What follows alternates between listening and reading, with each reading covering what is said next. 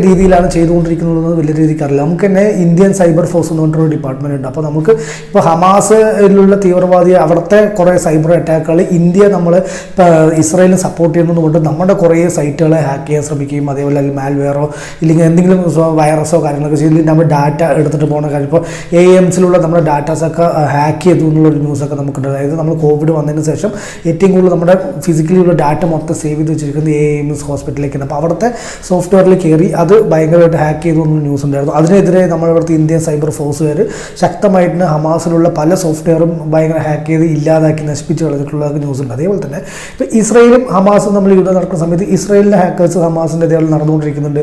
അതേപോലെ ഇസ്രായേൽ ആരൊക്കെ സപ്പോർട്ട് ചെയ്യുന്നു അവരെയൊക്കെ ഹമാസ് ഗാസയിലുള്ള ആൾക്കാർ ഇതേമാതിരി സൈബർ വാർ അറ്റാക്കൊക്കെ നടത്താറുണ്ട്. അപ്പോൾ ഇതിൽ 2-3 കാറ്റഗറി ആയിട്ടാണ് നമ്മൾ കേട്ടിട്ടുള്ളൊരു ശരിക്കും ഒരു 5 കാറ്റഗറിയാണ് ശരിക്കും ഈ ഹാക്കിങ്ങിലുള്ളത്. അതായത് സൈബർ വാറിൽ ഒന്ന് ഹാക്കിംഗ് ആണ്. അതായത്